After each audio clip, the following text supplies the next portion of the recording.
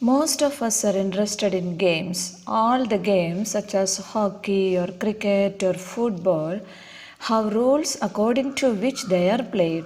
Each of these rules helps to define the game and helps us to distinguish one game from another. As these are fundamental to the game, we can call them the constitutive rules of the game.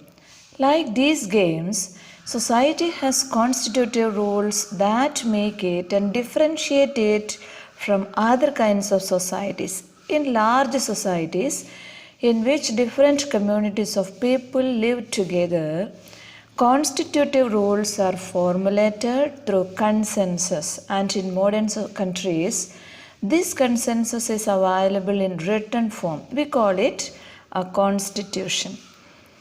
Have you ever been curious why we need a constitution or how the constitution got written or who wrote it? In this chapter, you will learn about the principles that underlie a liberal constitution and key features of the Indian Constitution. Why does a country need a constitution? All democratic countries are likely to have a constitution, but on the other hand, it is not necessary that all countries that have a constitution are democratic. The constitution serves several purposes. A constitution tells us what the fundamental nature of our society is. A country is usually made up of different communities of people who share certain beliefs but may not necessarily agree on all issues. A constitution helps serve as a set of rules and principles that all persons in a country can agree upon as the basis of the way in which they want the country to be governed. Let us try to understand it from the history of Nepal. Nepal is a country that borders India on the north.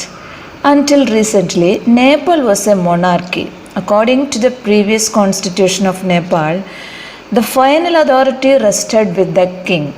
A people's movement in Nepal fought for several decades to establish democracy. In 2006, they finally succeeded in putting an end to the powers of the king.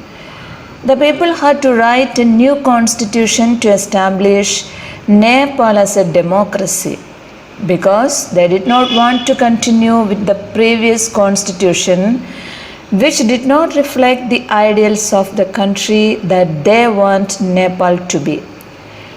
Nepal, by moving from a monarchy to a democratic government, needs to change all its constitutive rules in order to usher in a new society. So, the people of Nepal adopted a new constitution for the country in 2015. The second important purpose of a constitution is to define the nature of a country's political system. For example, Nepal's earlier constitution stated that the country was to be ruled by the king and his council of ministers. In a democracy, we choose our leaders so that they can exercise power responsibly on our behalf. However, there is always the possibility that these leaders might misuse their authority, and the constitution usually provides safeguards against this.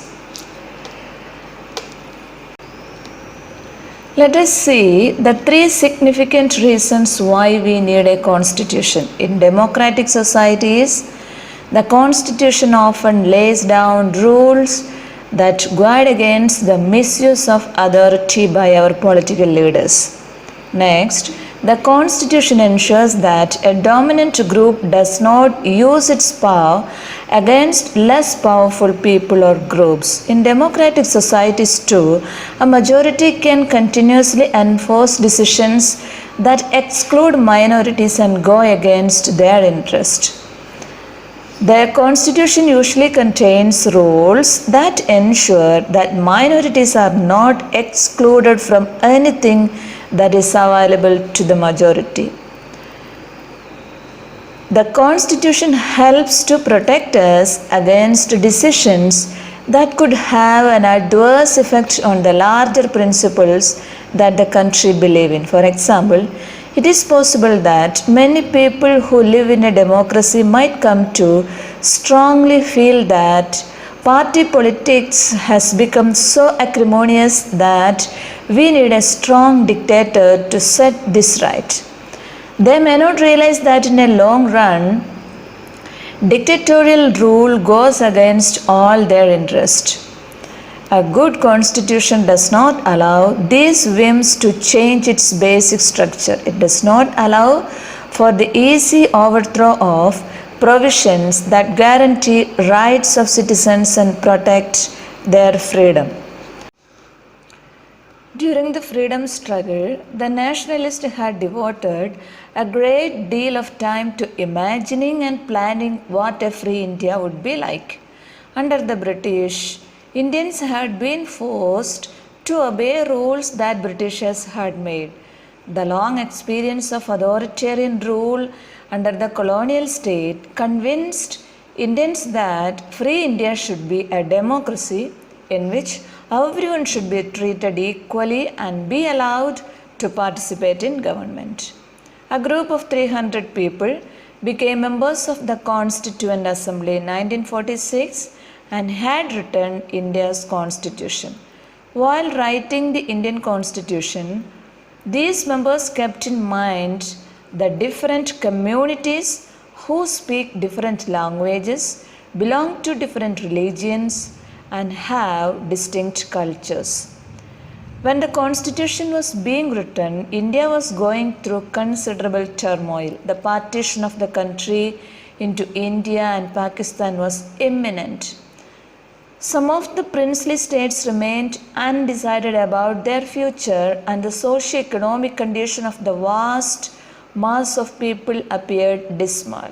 All of these issues played on the minds of the members of the Constituent Assembly as they drafted the Constitution. The final document also reflects their concern for eradicating poverty through socio-economic reforms.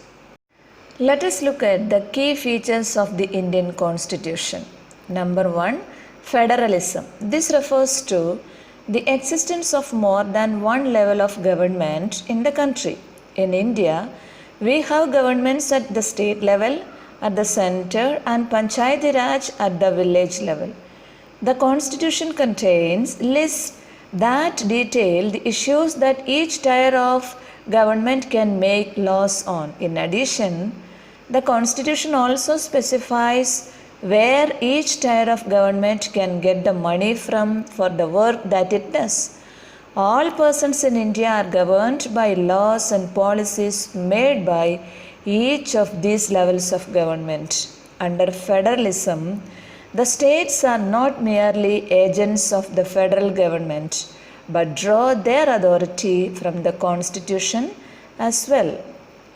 Number 2, parliamentary form of government. The people of India have a direct role in electing their representatives. Also, every citizen of the country, irrespective of his or her social background, can contest in elections. This would help break the clutches of traditional caste, class, and gender hierarchies. Number 3, separation of powers. There are 3 organs of government.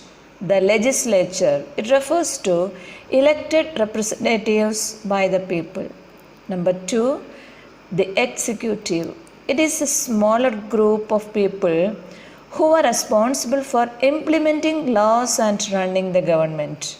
Number 3 is judiciary. It refers to the system of courts in India. In order to prevent the misuse of power by any one branch of government, the Constitution says that each of these organs should exercise different powers. Each organ mentioned acts as a check on the other organs of government. This ensures the balance of power between all the three.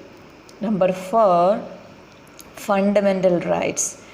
It has often been referred as the conscience of the Indian Constitution.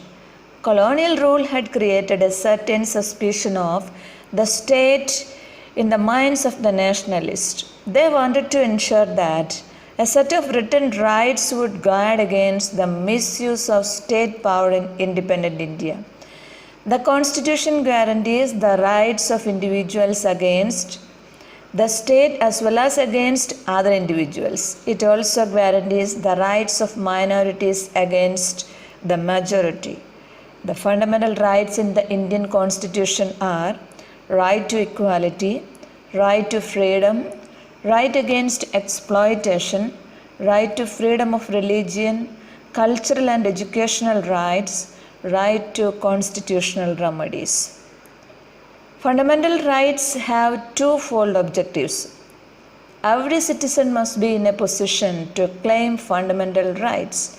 Fundamental rights must be binding upon every authority that has got the power to make laws.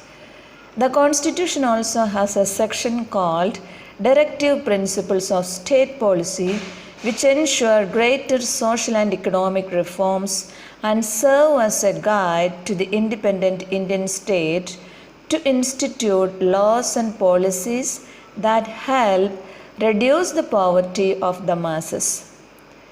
Directive Principles of State Policy aims at establishment of a welfare state by securing social and economic justice. These principles are based on socialist thinking. These principles are indispensable for socio-economic development of our country. Number 5 is secularism. A secular state is in which the state does not officially promote any one religion as the state religion. We shall learn about it in another chapter in detail. Just like in the game of football or any other game, a change of constitutive rules will affect the game. Indian Constitution has been amended over the years to reflect new concerns of the polity. These complicated ideas are often not easy to grasp. Don't worry too much about this for the moment. You will read more about these different features of our Constitution in the rest of the book as well as in your higher classes. We hope this explanation will help you. If you have any doubt regarding this lesson, please drop a comment in the comment box. We will get back to you at the earliest.